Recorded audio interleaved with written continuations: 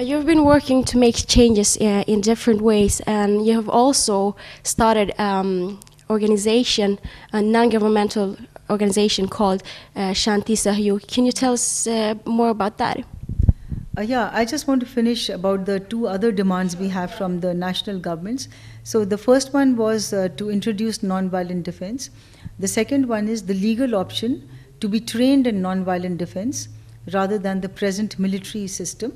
And this means, let's take an example from my own country. A lot of young people join the army in my country to get a job. They want to earn a living. So there should be a legal option.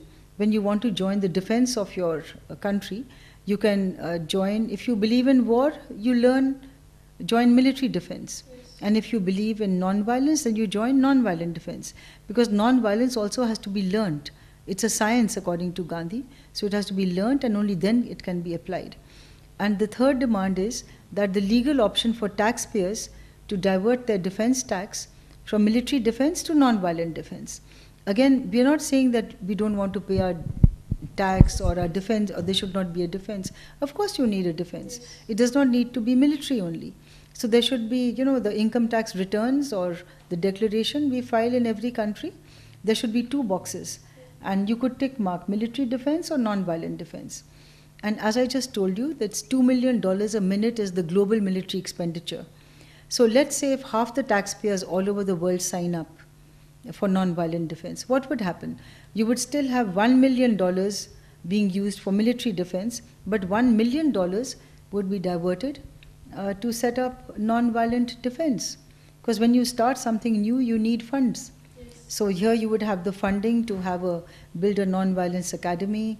You would have staff, library, books, research, non-violence R&D. So you would have the money for that. And by the way, this is a very legitimate, the legitimacy of this international initiative. It comes from Article 18 of the United Nations Charter of Human Rights, which says that each individual has the right to freedom of conscience. So if my conscience does not allow me to kill, why force me? So people who believe in a violent way of resolving conflict can sign up for military defense. And people who believe in non-violence can sign up for non-violent defense. And also there is the preamble of the United Nations Charter, which says that we, the people of the United Nations, we formed this organization to save succeeding generations from the scourge of war. So if we really don't want war in the future, then we should do something concrete about it. Just not hold international conferences, but let us introduce non-violent conflict resolution. Let's politically legitimize it. And then let's say if we start a non-violence academy today, who knows, 50 years or 100 years even. What is 50 years or 100 years in world history? It's nothing. That means by the time your grandchildren come along, they will know how to use non-violence. They would, right now we don't have the tools and the skills of non-violent conflict resolution. Then we would have it. So I think the need of the hour is that, and also it's a very modest demand. We are not saying that scrap the military or substitute the military with non-violent defense, not at all. We're just saying give non-violence a chance. Just introduce it. That's all.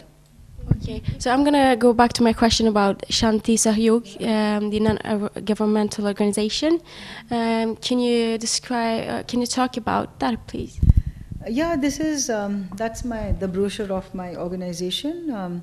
These are all the slum children you see on this, and there's a slum area we have adopted in, and that's the slum area we have adopted in Delhi. This is something like your institution, it's called Glocal, that you think global and act local. Yes. So in the same way, we also think global and we thought we should act local. So this we have adopted this slum area, which is very near our office, our NGO office. And it is, there are 816 families living there. So we have 3 projects there. Number one, we send the slum children to school, regular school.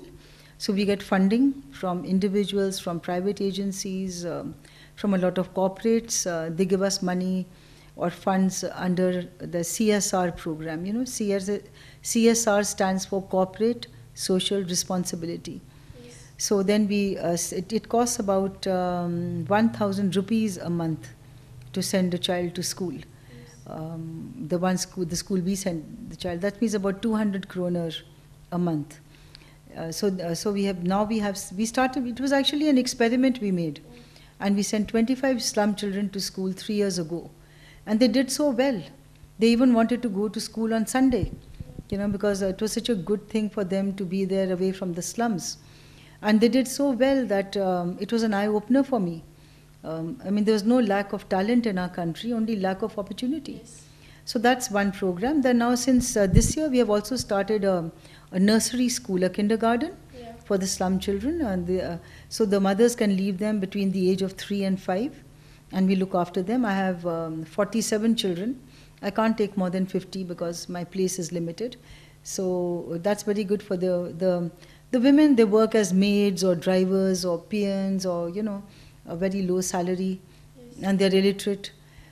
So in fact, for the children we send to school, we pay for their admission fee, their school tuition, their private tuition, because if you don't give them private coaching, they can't do their homework. And then we pay for their uniforms, their books. And apart from that, we have started a health center. It's a free health center for the slum women, for slum people. Every year we also have an eye camp, and that means we have a team of 10 doctors coming. And then on the spot, last year, for example, 400 people came from the slums, and 160 got glasses on the spot, and 10 cataract operations were done in the next week, all free. So it really helped them a lot. And then we had a camp for diabetes, who are diabetic, and we could screen them. And when we get funds, we may have a camp for detection of breast cancer, or also for bone density, osteoporosis for women. So these are our main projects. And the health center, in the morning it's a health center. In the afternoon it doubles up as a vocational center. So there we teach women how to become self-reliant. For example, we have tailoring classes, and they learn to stitch, and then we market what they make, and it goes rather well. The sponsors, are they national, or do you have sponsors from other countries as well? No, we have national and international. We have something called an FCRA regulation, which my NGO has, and it's called the Foreign Contribution Regulatory Act. So under that, foreigners can also contribute, because unless you have this permission from the government, you can't take money from foreigners. But now we have that, so a lot of my Swedish friends, they are paying for the education of one child. In fact, I'm going to ask a local gymnasium, folk high school, to maybe sponsor the education of 5 children or whatever they want to. Yeah, so we have financial donors also, internationally.